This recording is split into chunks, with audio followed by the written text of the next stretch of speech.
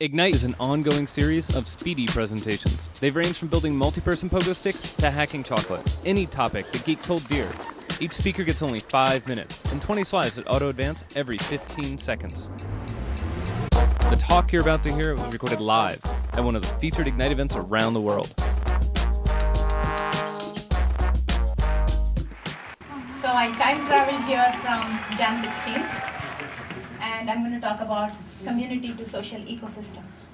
And I want to make a disclaimer before I get started that after seeing all these different presentations, I want to reset your expectation.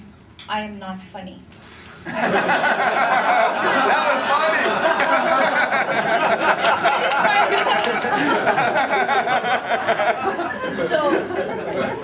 So as community managers, we think we create online community and we can control it and manage it on one website. And then came social media. So we had blogs, and then as the customer, our users started creating, videos and pictures, we embed them and put them back on blogs and websites, still believing they're all on a website. So now customers are everywhere. They are on social media, on Facebook, Twitter, you name it, everywhere, and physical meetups. So community goes local. It's because customers, community are always social. Whether they were online or when we thought we were managing them online, they were always social. So is it good for us? So I have 3 stories that I want to show, good and bad, what companies are doing. And the first one is Twitter. So Twitter is itself a social site. So they thought, we are managing our community on social. And I'm talking about Twitter's developer community here. And so they have a Twitter API where they talk to the users. They even have a Google group. And they have blogs. And what happened to the developers? Developers come there, chat with them. And one thing which happens with community going social is it creates a degree of transparency which you cannot deal with in a normal web setting. And so Twitter, you can see here Alex, API lead for Twitter, he apologizes saying, one particular app broke, and he goes on Twitter and say, it's not the app developer's fault, it is our problem, transparently. But what Twitter did not expect is when Twitter changes their APIs and things break and developers don't come and scream on Twitter, they go to a developer's blog called Jesse Stay, and they go to his blog and they scream there. And Jesse is the first one. He writes a blog about what's wrong, and they talk there. And I looked at Google as an example, and Google was in denial that Twitter was, anything social that they had to go out there and manage.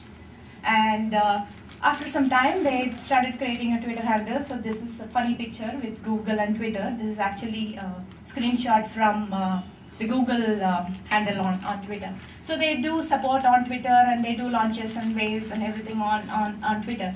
But one thing that Google does that Twitter doesn't is it builds out evangelists. So they support meetups and grassroots community extending into the real world. And so they have evangelists like Van here, who runs the Google Technology User Group.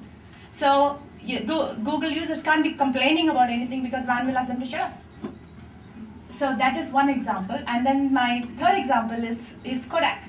And Kodak, I look at it as a very classic example of a company which is doing social right. So it's an old-fashioned company. They are, hardware company, but device company. And then now they've taken to social in a big way, and they are on all kinds of social media, and they are in all kinds of events. And this is an example here. This is Marsha Collier. This is a real picture. Marsha Collier caught on video, and she's pretending here. But she's trying to steal a beanbag, which was a big hit at the PayPal Innovate conference. And so you can tweet this. She's at Marsha Collier. This captured the spirit of the conference and came on video. And the Kodak connection here is, I was looking for flip cameras, saying I want to give it to select bloggers who are going to come to the conference. And then flip, I carry a flip in my purse, and I've been a loyal flip customer since their very first device, which was not even called flip. And then I thought, oh, Kodak has this new competing product, maybe it is good. And then I ended up checking it out and tweeted about it. Kodak responded to me on Twitter, and I ended up buying the Kodak ZI-8, which caught the Marsha picture. So the story is, what's your story as a community manager? Are you going to be an egghead? Do you like any of these pictures out there? Are you really going to be transparent? Are you going to build out evangelists? Are you going to accept the reality that customers are social, community is social? Thank you.